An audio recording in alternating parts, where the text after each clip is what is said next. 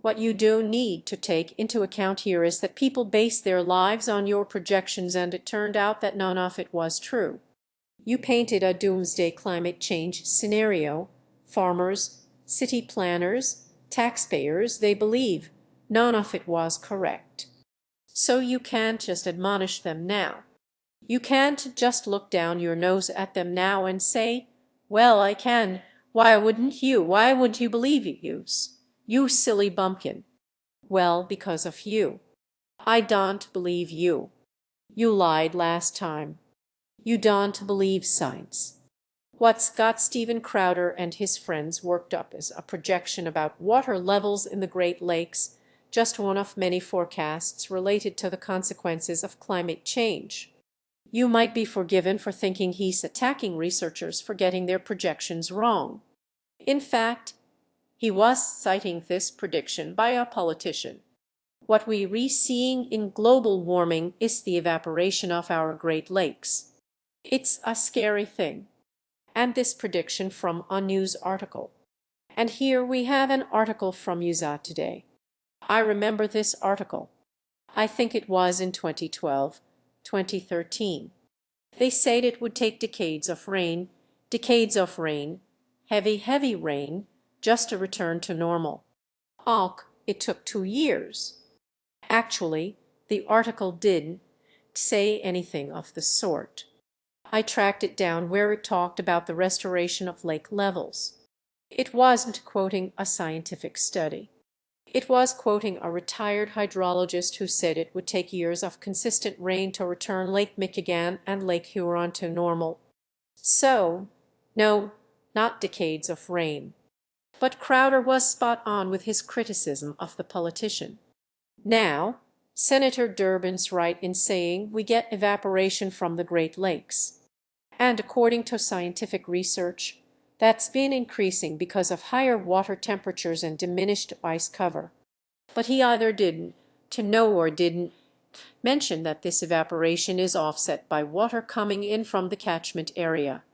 When you say levels will undoubtedly continue to descend to record low levels due to climate change and exclusively climate change, they have to plan their seasons for things like more erosion, less underpass room for waterway bridges. They have to plan extensive dredging of harbors. City engineering comes into play, not to mention the private businesses. They have to adjust their business models based on your projections of shorefront. Crowder did say in the video that he wasn't going to look at the science, but perhaps he should, because business managers, town planners, and farmers don't base their lives or future plans on a claim by a senator. They plan based on properly conducted peer-reviewed scientific research.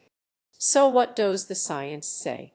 Far from predicting scary evaporation, the 2007 International Upper Great Lakes study found that future lake levels would remain within the historical range. The most recent long-term projections by the Army Corps of Engineers, which is responsible for monitoring the Great Lakes, only looks ahead 5 years. But their conclusion was that during that time, water levels would vary more, but with an average higher than the historical range. Where are we now? Lake Superior is already near record high levels. By May could reach a record that was set in the mid-1980s. Lake Erie could reach record highs later this spring. Lake Michigan and Huron also expected to be much higher, much higher than historically normal levels. It only took a few years to get to significantly higher than normal levels. And I remember this because it was in Michigan. Fair enough, Stephen, but why didn't you tell your listeners that this is exactly what scientific studies had predicted? Anyway, this video isn't about the Great Lakes or Stephen Crowder. It just so happened he released a video rubbishing climate predictions at the same time I was researching this video about climate predictions, so it made a very good point. People often misrepresent the science, but that's not an exclusively left-wing or a right-wing phenomenon. It's done by politicians, op-ed writers, lobbyists and bloggers on both sides of the political spectrum. But through all this misrepresentation and political squabbling, an important fact has been overlooked: that scientific studies in this field have a very good track record in getting their projections right, just as they did with the Great Lakes. And if you are already gasping in disbelief at that, it probably means you've been spending way too much time listening to bloggers and political pundits. The same goes for this popular list of supposedly failed scientific conclusions from Fox News, copied by this vlogger and many others. Here now are the top 10 global warming predictions gotten wrong. Number 10 from the book came this prediction: within a few years, a scientist said, children just aren't going to know what snow is. Snowfall will be very rare. That, according to David Vinner, senior research scientist at the Climate Research Unit, Crewe, East Anglia. Yes, and I've debunked this claim myself. And I've debunked this. It's not based on any scientific study. It comes from a newspaper interview and it's nonsense. Of course, a lot of people will be saying, but he's a scientist. Surely anything scientists say must be based on scientific research. Well, if you've watched my channel, you all know that scientists spout all sorts of crap when they're not confined to the rigorous demands of scientific publishing. The reason we have peer-reviewed scientific publishing is to ensure that conclusions are supported by evidence. Calculations and analyses have to be done strictly according to the scientific method. That's why, to use Steven Crowder's yardstick, planners, farmers and business people base their lives and futures on properly published science, not random statements in newspapers and on Viner didn't cite a study that supported his claim, and the independent newspaper did ask for one. But I did, and here's the lame response I got from the organization Viner worked for. In other words, the answer is no. There's no scientific study supporting his claim. Bloggers have tried to cite other predictions of no more snow. Most, like Viner, are completely unsupported by scientific studies. But this one supposedly comes from the IPCC, and the allegation that the prediction failed has been mindlessly copied by other bloggers who never bothered to check it. Here's the statement from the IPCC report they quote. In the North America section, bottom paragraph here, it says milder winter temperatures will decrease heavy snowstorms, but could cause an increase in freezing rain. The section a bit further down that the bloggers never cite is this prediction: fewer periods of extreme cold, fewer snowstorms, although there may be an increase in the number of intense storms.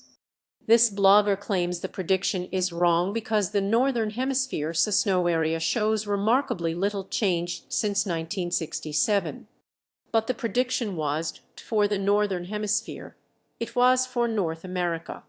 It wasn't a prediction about snow area, but about snowstorms.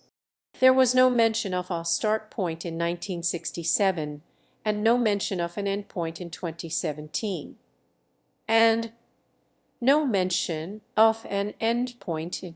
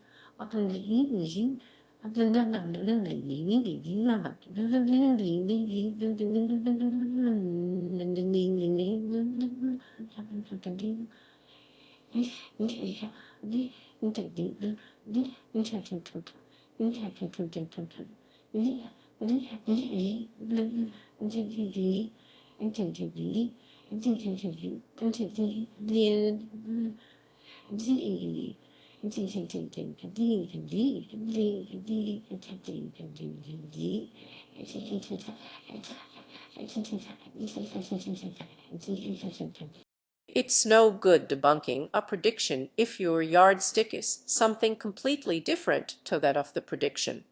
Of course, if you're reliving in a part of the USA affected by those snowstorms, it won't look as though the continent is getting milder.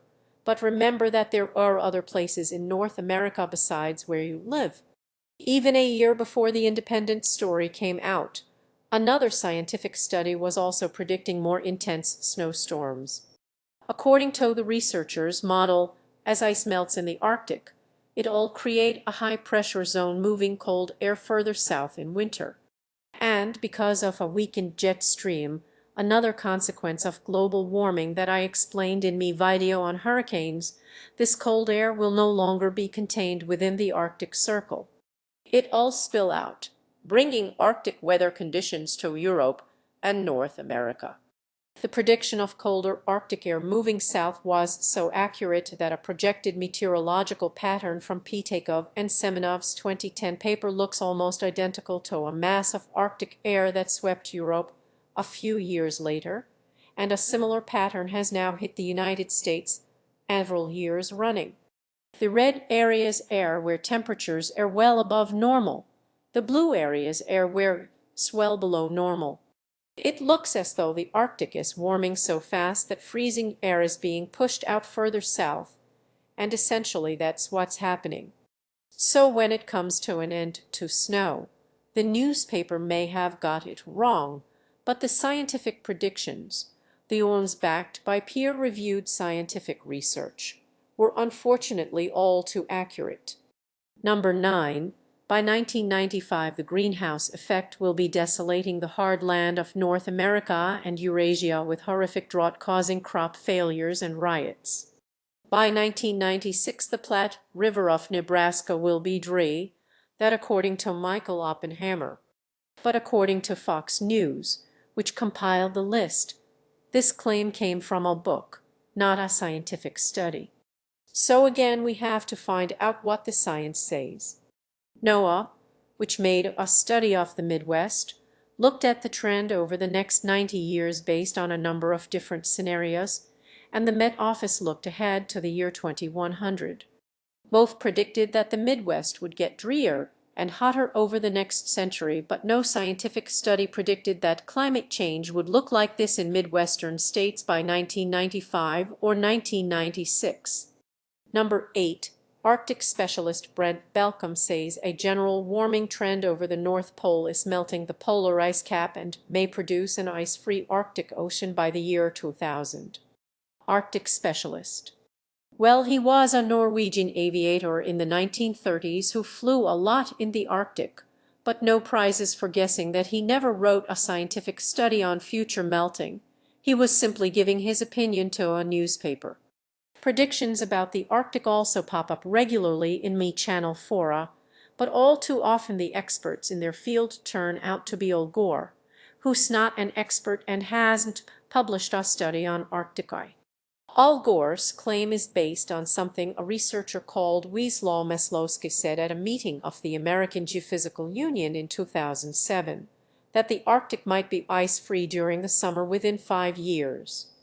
Nearly all the peer-reviewed studies at the time were predicting an ice-free summer Arctic decades ahead, around 2070. In fact, later measurements showed that the Arctic is melting much faster than predicted, so most recent studies have brought the date forward closer to the range of between 2040 and 2060.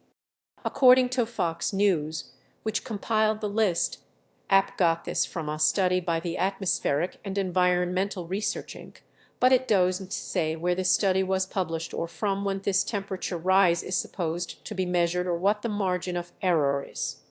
It's impossible to compare this prediction if we don't know what it was predicting. In its rebuttal, Fox News cites global temperatures, but the study itself supposedly cited nationwide temperatures. But if Fox News wants to look at global temperatures, there's a much more famous prediction from that time that does that, and one that bloggers frequently cite as a failure. In 1988, James Hansen looked at forcing the carbon dioxide based on 3 possible scenarios, depending on what governments and industry decided to do in the next few decades. Scenario A showed what would happen to temperatures if no action was taken to curb CO2 emissions and there was exponential growth. In other words, the growth in CO2 concentration accelerated. Scenario B showed temperatures assuming some action was taken to curb CO2 emissions and there was a linear rate of growth.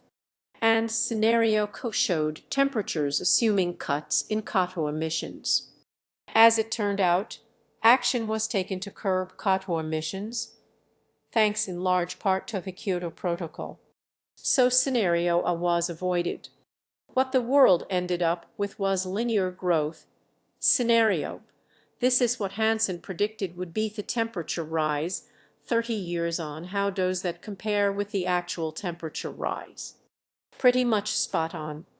Hansen used a climate sensitivity of 4.2 degrees centigrade for his projection, whereas more recent research shows the sensitivity closer to 3 degrees centigrade. If 3 degrees is used, the projection is even more accurate.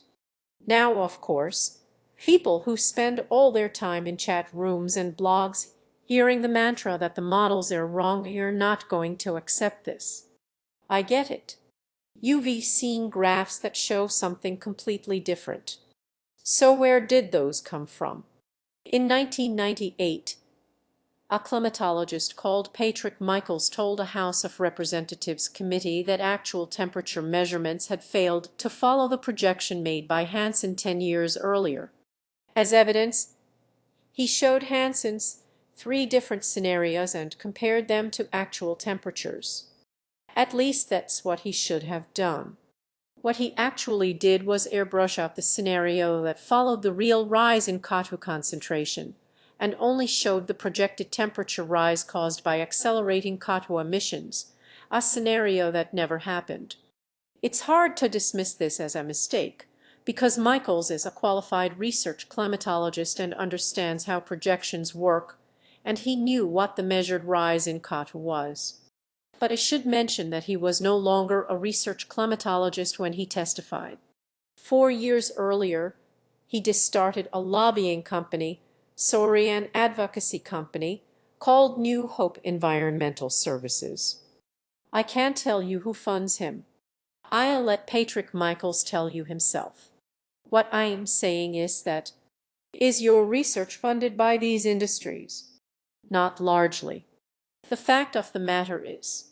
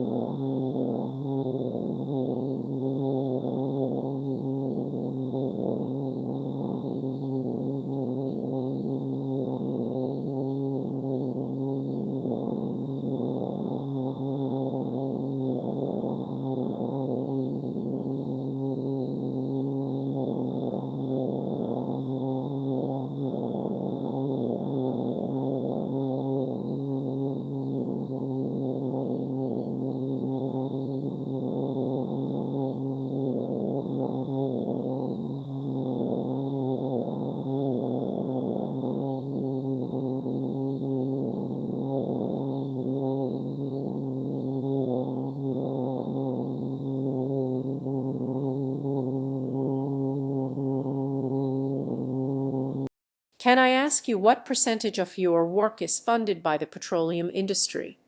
I don't know. 40. I don't know. There, nothing wrong with being an advocate for oil industry interests, and that shouldn't matter or make any difference as long as his testimony to Congress in 1998 was scientifically accurate. Unfortunately, it wasn't. In fact, it was so misleading that it caused a senior spokesperson for the Libertarian Cato Institute to change his mind when he discovered the deception. The Cato Institute is a political organization also lobbying against climate change. Patrick Michaels and Jerry Taylor were their most prominent spokesmen. Not being a scientist, Taylor simply repeated Michaels' claims that Hansen's forecasts were way off. After one particular interview where he gave the usual talking points, he describes what happened next. After we got done with the program and were back in the green room getting the makeup off, Joe said to me, "Did you even read that testimony you've just talked about?" And when I told him it had been a while, he said, "I'm daring you to go back and double-check this." He told me that some of Hansen's projections were spot on. So I went back to my office and I reread Hansen's testimony, and Joe was correct. So then I talked to the climate skeptics who had made this argument to me, and it turns out they did done so with full knowledge that they were being misleading. Taylor, by the way, is still with the Cato Institute, and he still advocates for his libertarian political views. But he does so without having to misrepresent the science. But Michaels is still running his company and still trying to discredit Hansen's prediction. In this recent Wall Street Journal op-ed, he does show scenario, but he's come up with a new airbrushing technique for pretending the temperatures don't match it, as explained in the accompanying text. Global surface temperature has not increased significantly since 2000, discounting the larger than usual El Niño of 2015-16. Well, that's a novel approach to getting the answer you want. But El Niño is an integral part of the temperature pattern, as is La Niña. Shown in blue here, La Niña is a period when the oceans suck in heat from the atmosphere, and El Niño is a period when that heat is expelled. If we go to the time period in question and look at the far right of the picture, what Michaels has done is simply airbrush out the most recent El Niño in order to make atmospheric temperatures look lower than they really are. Now you see it, now you don't. Of course, the most ardent conspiracy theorists will claim that the data showing temperature rise and ice melt and glacier retreat and warming oceans are all fake, and that geologists, oceanographers, climatologists, glaciologists, journal editors, and analysts of different nationalities in different countries are all in on a huge worldwide conspiracy. But even Patrick Michaels, Roy Spencer, and other critics don't to dispute the data. If that's what they thought, they'd simply show the evidence for that, rather than resort to all this airbrushing. So how have the predictions of the critics been doing?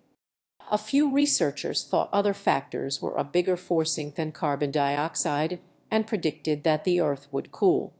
Don Easterbrook predicted that a Pacific Ocean cycle known as the PU would send temperatures lower, and he predicted worldwide cooling. But all three of his predictions turned out to be way under actual temperatures.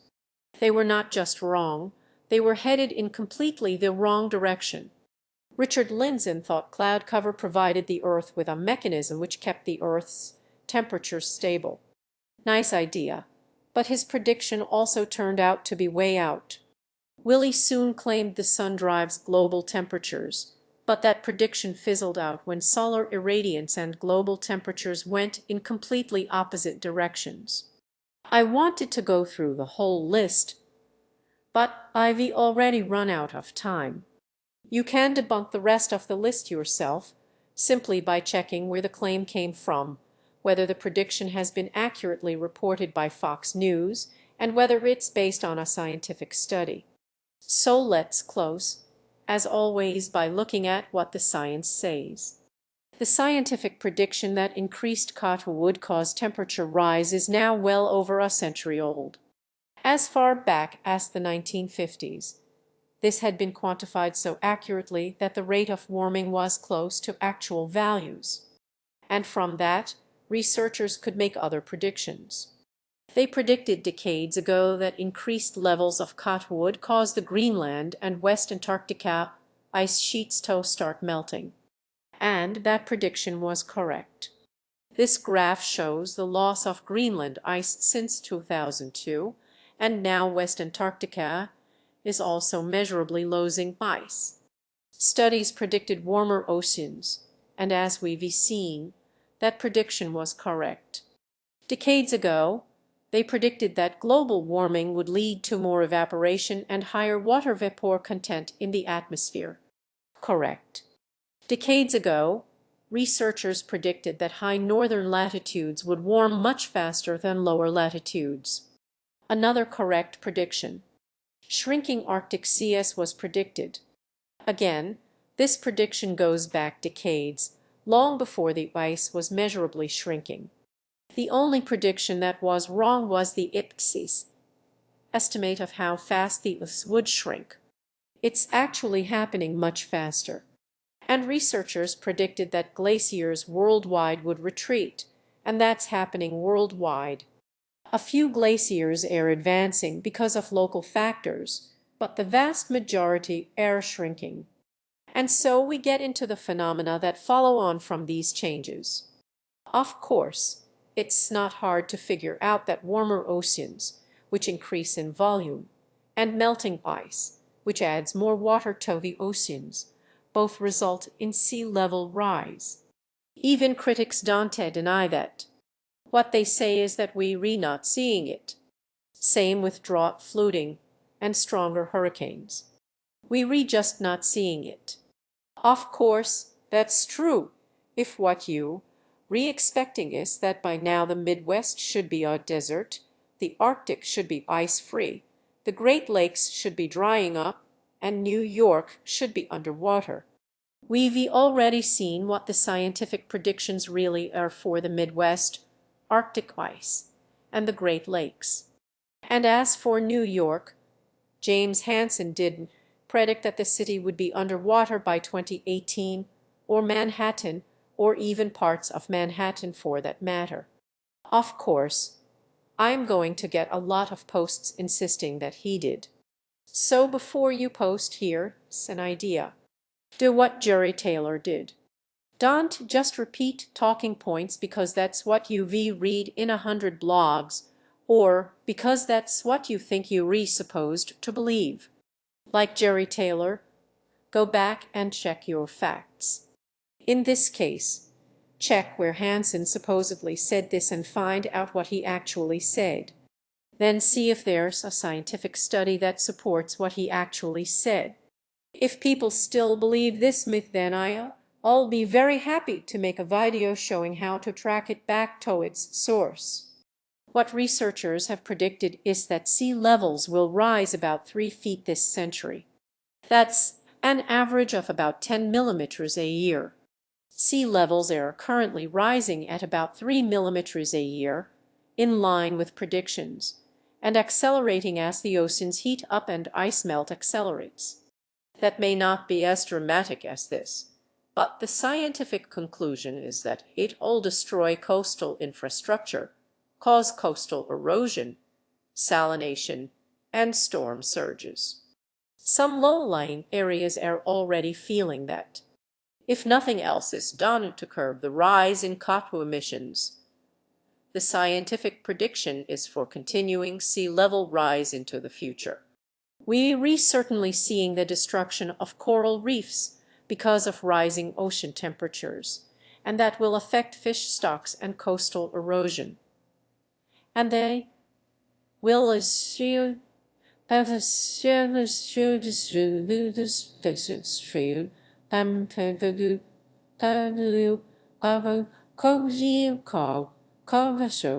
With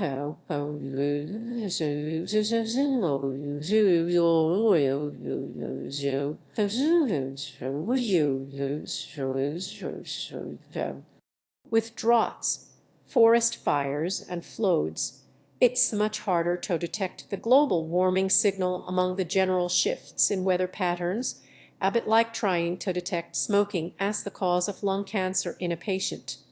But the more patients you have, the easier it is to detect a pattern. So in recent years, researchers have become more confident that the record floods, droughts, and forest fires we're seeing and record-strong hurricanes are the result of global warming. As for reduced water supply because of glacial melt, that's another prediction that's now discernible. I do understand why people might be confused about all these misleading messages on the blogosphere about what the science actually says. But the solution is pretty simple. Tune out bloggers' opinions and go to reputable scientific institutions like, if you read an American, the National Academy of Sciences, the National Snow and Ice Data Center, the American Association for the Advancement of Science, NASA, the American Chemical Society, the American Geophysical Union, the American Meteorological Society, the Federation of American Scientists, the Geological Society of America, or the United States Geological Survey.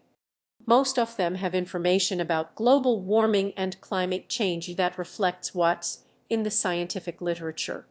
If you read a conspiracy theorist and you don't trust them, then go to websites run by respected scientific institutions in other countries like the Royal Society, the Meteorological Office, the Geological Survey, or the Royal Meteorological Society in the Oak, or the French Academy of Science.